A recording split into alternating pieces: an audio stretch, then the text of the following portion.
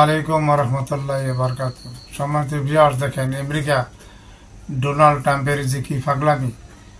হে অবৈধ অভিবাসীর ধরব, কাগজপত্র না থাকলে না রাখলে দেশ থেকে বিতাড়িত করবো, এটা এক বালা।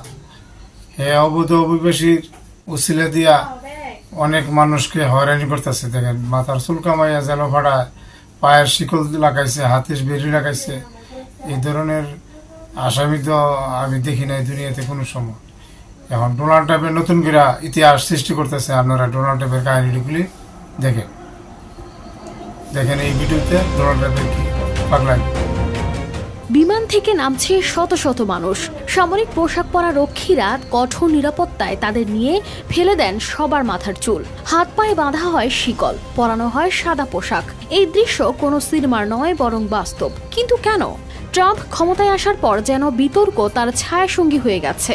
একের পর এক চরমপন্থী সিদ্ধান্ত, আইনি জটিলতা উপেক্ষা করে কঠোর পদক্ষেপ, সব মিলিয়ে যেন এক অস্থির সময়ের সূচনা। এবার এমনই এক সিদ্ধান্তের বলি হলেন 2 শতাধিক অভিবাসী, যাদের মাথা নাড়া করে যুক্তরাষ্ট্র থেকে বহিষ্কার করা হয়েছে।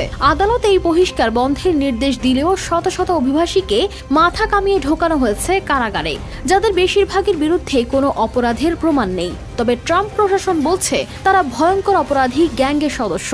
কিন্তু কেন আর কোন আইনেই এমনটা করা হয়েছে?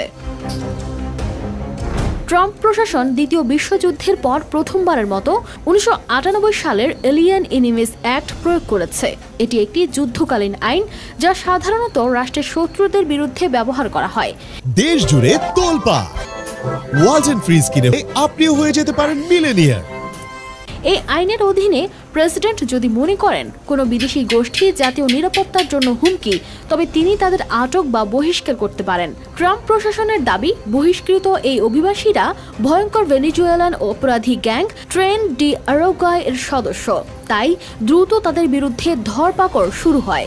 কিন্তু এখানেই ঘটে চমকপ্রদ ঘটনা। আদালত হঠাৎ আদেশ দেয় বহিষ্কার প্রক্রিয়া বন্ধ করতে হবে।